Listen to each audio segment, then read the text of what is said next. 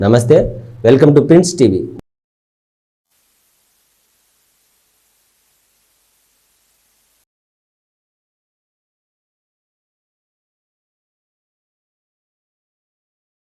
పంచాయతీలో కన్వెన్షన్ చేయడం జరుగుతుంది. నాకు సపోర్టింగ్గా ప్రభాకర్ చౌదరి గారు వచ్చారు. ఇక్కడ ఎక్కడికి వెళ్ళినా కానీ ప్రజలు ప్రభాకర్ చౌదరి గారిని చూస్తూనే అన్న ఈ రోడ్డు మీరు వేసిందే, ఈ డ్రైనేజ్ మీరు కట్టించిందే, ఈ హౌసింగ్ మీరు ఇప్పించిందే అని చెప్పేసి ప్రతి ఒక్కరూ ప్రజలు బ్రహ్మరథం పడుతున్నారు. వచ్చేది తెలుగుదేశం ప్రభుత్వమే, ఖచ్చితంగా నన్ను గెలిపిస్తారని ఆశిస్తున్నాను. ఈ నెల 13వ తేదీ ఎన్నికలు జరగబోతున్నాయి. ప్రతి ఒక్కరూ తెలుగుదేశం ఓటేసి అలాగే నాకి ఎంపీ అభ్యర్థి అయినటువంటి అంబికా లక్ష్మణ గారికి తెలుగుదేశం తరఫున సైకిల్ గుర్తు మీద ఓటు వేయించి గెలిపించాలని చెప్పేసి కోరుకుంటున్నాను. ప్రభుత్వం ప్రజా వ్యతిరేక విధానాలకి విసుగు చెందిన ప్రజలు ఈ రాష్ట్రానికి తిరిగి నారా చంద్రబాబు నాయుడు గారు ముఖ్యమంత్రి కావాలని, ఆయన పాలనలో, ఆయన ఏలుబడిలో సుభిక్షంగా, సురక్షితంగా సంక్షేమ అభివృద్ధి పథకాల సమపాలనలో కొనసాగుతాయని పూర్తిగా విశ్వసిస్తున్నారు. అందులో భాగంగానే రాయలసీమలో అనేక ప్రాంతాలు, నంద్యాల, కర్నూలు, కడప, అనంతపూర్ లాంటి హిందూపూర్ అనేక నియోజకవర్గాల్లో తిరగడం జరిగింది. ఇందులో ప్రతి చోటు కూడా చంద్రబాబు నాయుడు ముఖ్యమంత్రి అవ్వాలి. ఆయన ముఖ్యమంత్రి వస్తేనే రాష్ట్రంలో శాంతి భద్రతలకు విఘాతం లేనటువంటి ప్రశాంత వాతావరణంలో ప్రజాస్వామ్యబద్ధంగా, సామాజిక పరంగా అన్ని రకాలుగా అభివృద్ధి జరగాలంటే చంద్రబాబు నాయుడు గారే సరైన నాయకుడు, ప్రజానాయకుడు, ముఖ్యమంత్రి అని చెప్పి విశ్వసిస్తున్నారు. అందులో భాగంగానే వివిధ నియోజకవర్గాల్లో కార్యక్రమాలకి ప్రచార కార్యక్రమం నిర్వహిస్తున్నాం. ఈరోజు అనంతపురం జిల్లా అర్బన్లో ప్రసాద్ అభ్యర్థి దగ్గుబాటి ప్రసాద్తో పాటు మేము రుద్రాపేట పంచాయతీలో ఇంటింట కార్యక్రమాన్ని కొనసాగిస్తూ ఉన్నాం. ఏదేమైనప్పుడు కూడా ఈ ఎమ్మెల్యేకి, ఎంపీకి 2 ఓట్లు వేయండి సైకిల్ గుర్తుకి.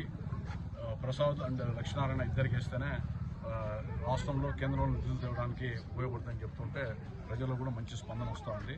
తప్పకుండా గత 5 ఏళ్లలో వైఎస్ఆర్సీపీ ప్రభుత్వం, అందులో అనంత వెంకటరెడ్డి గారు ఎమ్మెల్యే ఉండి ఏదో సంక్షేమ పథకాలు ప్రభుత్వ పరంగా వచ్చే తప్ప అదనంగా కృషి చేసి ఎక్కడ నిధులు తెచ్చినటువంటి మాపాన కూడా పదే సుభాష్ రోడ్డు, గుత్తు రోడ్డు 2 చెప్తా ఉన్నారు. ఆ 2 మేమే తెచ్చాం. గట్కారి దగ్గర పోయాం, అదేవిధంగా వెంకయ్యనాయుడు దగ్గరికి వచ్చాం. ఇతర ప్రత్యుత్తరాలు ఉన్నాయి, జీవోలు ఉన్నాయని చెప్పాం. ఎన్నికలు రావడం, టెండర్లు వేయడం వలన ఆ యొక్క నిర్మాణ కార్యక్రమం చేశారు. అంతకుముందు గతంలో చెరువుకట్ట రోడ్డు ఎమ్మెల్యేగా చంద్రబాబు నాయుడు ముఖ్యమంత్రి మనమే వేశాం.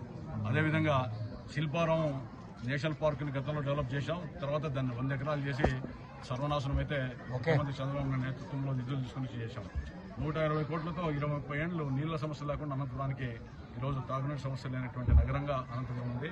కాకపోతే దానిలో కూడా పరిపాలన పరంగా విఫలమై ఒక మోటార్ చెడిపోతే 15 రోజులు 20 రోజులు నీళ్లు ఉన్నటువంటి దౌర్భాగ్య స్థితిలో మరి ఈరోజు ఉండడం అనేది దౌర్భాగ్యమైన పరిస్థితి. అంతేకాకుండా ప్రభుత్వ ఆసుపత్రుల్లో ప్రతిరోజు మరి ఆకస్మిక తనిఖీలతో పాటు రోజు మందులు రకరకాలుగా అవన్నీ కూడా మనం సమీక్ష చేయడం, అందులో భాగంగా సూపర్ స్పెషల్ హాస్పిటల్ అంతరంగా తీసుకొని వచ్చి నిర్మాణం చేస్తే ఈ రోజు కూడా ప్రాణం వచ్చి చెప్పాలంటే దురదృష్టకర పరిస్థితి ఈ అనంతపురం నియోజకవర్గంలో ఉన్నాయి. అంతేకాకుండా శాంతి భద్రతల కోసం 4వ పోలీస్ స్టేషన్ తీసుకొని వచ్చాం. ఇట్లా రకరకాలుగా అనంతపురాన్ని అన్ని విధాలా చేశాం. సూర్యనగర్ రోడ్డు మా ప్రభుత్వ హయాంలో వేసాం. బస్ స్టాండ్కి మనమే రోడ్డు వేసాం. సంజీవ్ రెడ్డి గారి ఇంటి పక్కన మనం కొత్త రోడ్డు వేసాం. తర్వాత శ్రీనగర్ కాలనీ రోడ్డు కూడా మనమే వేసాం. అంటే ఎక్కడ పడితే అక్కడ కొత్త రోడ్ల నిర్మాణం కేవలం తెలుగుదేశం ప్రభుత్వం, చంద్రబాబు నాయుడు గారు ప్రభుత్వ నిలబడిలోనే చేశామని చెప్పి అది ప్రజలందరూ కూడా తెలుసు. నేను ఒకటి వాళ్ళని ప్రశ్నిస్తూ ఉన్నా.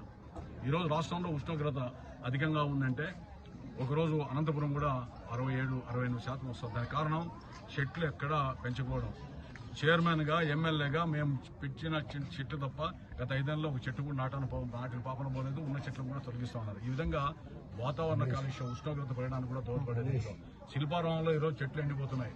నీళ్లు ఉన్నాయా లేదా, తాగునీటి సమస్య ఎట్లా అని చెప్పి ఆలోచించలేకుండా అక్కడ కూడా పరిస్థితులు అధ్వాన స్థితిలో ఉన్నాయి. ఈ విధంగా ఒక శాసనసభ్యుడిగా, ప్రజాప్రతినిధిగా, ప్రభుత్వ పరంగా మీరు ప్రజల విశ్వాసాన్ని చురుగరాలా, ప్రజల్లో మరి ఏ విధమైనటువంటి ఇబ్బందులు ఉన్నాయనేటువంటిది అధిగమించడానికి ప్రయత్నం ఎప్పుడైనా చేశారా?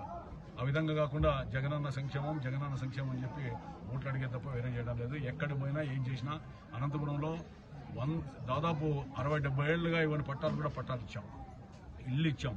టిట్కో ఇల్లు కడితే అర్ధాంతరంగా ఆగిపోయాయి. 510, 2500, 25,000 రకరకాలు కట్టారు. వాళ్ళకి బ్యాంకుల నుంచి నోటీసులు వస్తున్నాయి. ఎప్పుడైనా శాసనసభలో కానీ లేదా ప్రభుత్వ పరంగానే ఎవరైనా కానీ జగన్మోహన్ రెడ్డి గారు, అనంత వెంకటరామరెడ్డి గారు లేదా జిల్లాల మంత్రులు ఇట్లా టిట్కో ఇల్లు ఇవ్వాలని చెప్పి శాసనసభలో ఎక్కడైనా మాట్లాడారా? అంటే ఈ విధంగా అస్తవ్యస్తమైనటువంటి విధానాలు. క్రీడల పట్ల ఎక్కడా లేదు. పీటీసీ ఎప్పుడో ఉంటే దాన్ని ఆధునికంగా చేసి మనం డెవలప్ చేసాం. పార్కుల్లో ఓపెన్ జిమ్లు పెడితే నాశనమైన దాన్ని రిపేర్లు కూడా చేసుకుంటున్నాం. ఇట్లా ఈ విధంగా ఎక్కడ పోయినా కూడా అస్తవ్యస్తంగా పాలనా పరంగా దృష్టి పెట్టకుండా ఏదో ప్రజలు ఓట్లేస్తారనేటువంటి భావన సరైనది కాదు. అందుకని ప్రజలు మేల్కొండి అనంతపురం అర్బన్లో మంచి మెజారిటీతో దగ్గర ప్రసాద్ గెలిపించాలా, అదేవిధంగా అంబికా లక్ష్యాన్ని గెలిపించాలా. ఈ జిల్లాలో 14కి 12 సీట్లు, వీలైతే 14 సీట్లు కూడా గెలిపిస్తే అనంతపురం మళ్ళీ చంద్రబాబు నాయుడు ముఖ్యమంత్రి అయితే మన అనంతపురానికి భవిష్యత్తులో మరింత జిల్లా ముఖ్య కేంద్రంలో అభివృద్ధి చేసుకోవడమే కాకుండా జిల్లా వ్యాప్తంగా అపరిష్కృతంగా ఉన్నటువంటి హంద్రినేవో కావచ్చు, ఇతరత్ర నీటిపారుదల సౌకర్యం కావచ్చు, లేదా ఇతరత్ర అనేక ప్రాజెక్టులు కావచ్చు, కంపెనీలు కావచ్చు, ఫ్యాక్టరీలు కావచ్చు, అన్ని కూడా తెచ్చుకోవడానికి దోహదపడుతుంది. అందుకనే ప్రజలు ఆలోచించండి, జిల్లా ప్రజలు మొత్తం ఈ ఎన్నికల్లో మీ ప్రతి ఒక్క ఓటు సైకిల్ గుర్తు మీద పడాలా, ఎమ్మెల్యేకి ఎంపీకి ఓటు వేయాలని చెప్పి నేను అభ్యర్థిస్తున్నాను. అదేవిధంగా ఇతర రాష్ట్రాల్లో అదేవిధంగా ఇక్కడ ఉద్యోగం కోసమో ఉపాధి కోసమో ఇతర ప్రాంతాలు పోయారు, ఇతర నగరాల్లో ఉన్నారు. మిమ్మల్ని అందరూ కూడా అప్పీల్ చేస్తున్నాం, ఓటు చాలా విలువైనది.